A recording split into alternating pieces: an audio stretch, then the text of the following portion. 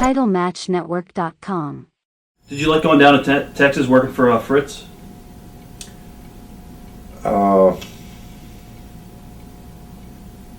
We went from Tennessee, me and Robert, that's right.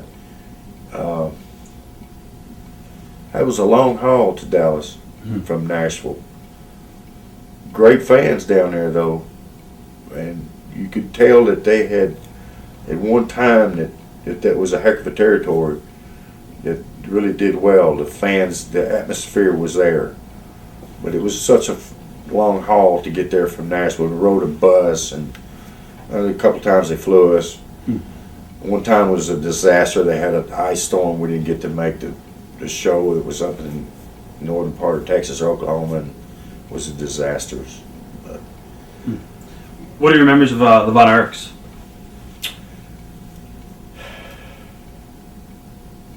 You know, them guys had a lot of talent. The whole family could really get the job done in the ring. Kevin had a heck of a body. Looked like $1 million. And the boys could get the job done in the ring. Oh, they had their trouble, which is a sad deal. But I always respected their family. Same type of family that I come from. I mean, wrestling family, as far as wrestling goes. And they did well in Texas. So I always admired them and their family. What are your thoughts on their whole reputation with drugs and the tragedies that happened with the family? It's sad. I hated it. You know, and I know Fritz had a hard time dealing with that. Anybody would. And I hated it for him. It was a good talent in the ring. Did you see anything ever odd with the Von Erichs? I know we did today with Rob, and he was telling us about Kerry Von Erich sometimes would be a little messed up before his matches and stuff. Did you have to ever deal with any of that? He was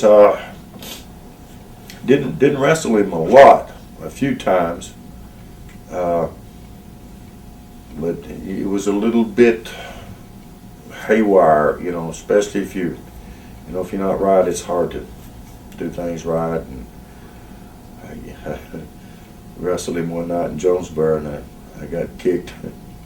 And it's kind of funny. I'll tell the story time to time.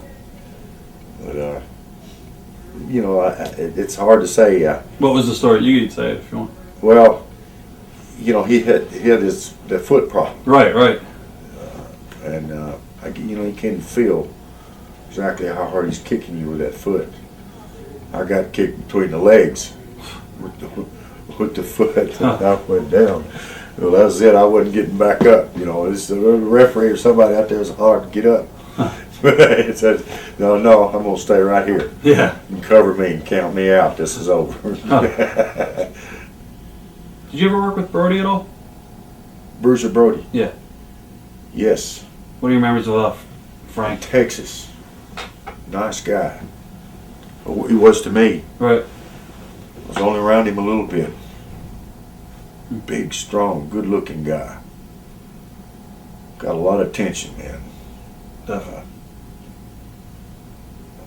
What I knew of Bruiser Brody, I liked. When you went over to Japan, what company did you work for? Was it All Japan or was it New Japan? New Japan. New Japan for Inoki? Yeah, Moto. Oh, okay. Wasn't there a guy named Moto? Yeah. That booked out of Los Angeles. So Nick Goulas contacted him and set me and Sam Bass up to go. What was it like? In '71.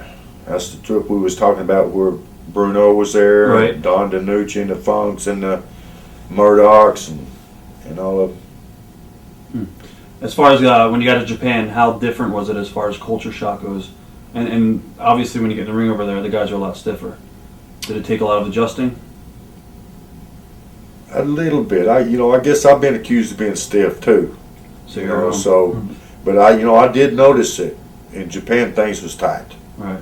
You know, over here, every once in a while you be in some things and be real easy, piece of cake. Right. But in Japan, It's like with some of the guys over here, it's like I said, I felt like I had to try to learn to work with all of them. Well, I want to thank you for being here with us today, and it was a great interview. Thank you. Cool. I enjoyed it. Thanks. Who are your favorite guys to work? If you were to put together a tape for your grandkids of maybe 1 or 2 matches, what matches would they be? Well, I'd say, if I had a tape of that match with Dory Funk Jr., I'd say it'd been one of them. All right. It was a good one. Jack Briscoe had a tough match with him. He liked to kill me. It was a good one. Right.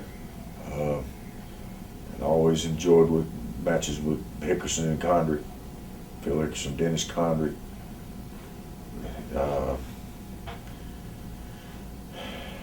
There's been some good ones. Danny Hodge. You remember Danny Hodge? Yeah, old timer. I wrestled him in Knoxville one time. And, it was a good match. It was an honor to be in a ring with Danny Hodge. Man knew what he was doing. Nelson Royal. Right. Something like the Von Brauners, guys like that. Don't have tape of any film on all those older matches. I wish I did. Those would be some of the matches that I would show to my kids, grandkids. Any regrets? A few mistakes. Never regret being in the wrestling business. Been around the world twice. Seen all kind of things. It's been an exciting life. Made me good money. You still get noticed when you go out in public? Yeah, especially around Knoxville. Right. They remember they asked me about Ron and Robert, Bullet Bob, Ronnie Garvin, Tora Tanaka, Mongolian Stomper, you name it. All them guys. They never forget. These are people that, well, some of them's older than me, some's younger than me. They remember that era, right through the 70s, of Southeastern Championship Wrestling. What about Bob Roop teaming up with Bob? What are your memories of teaming with Bob Roop? I enjoyed Bob as a nice guy. He was a lot of fun. Me and him roommates in Knoxville for a while. Bob's a sharp guy. He knew how to promote and do the booking thing, and and wrestle too. I always enjoyed being around Bob. Phil Hickerson. And Phil, him and Condry was together. All right. Had some great matches with Phil and Dennis in Knoxville and other places too. Watch thousands of exclusive shoot interviews right now on TitleMatchNetwork.com.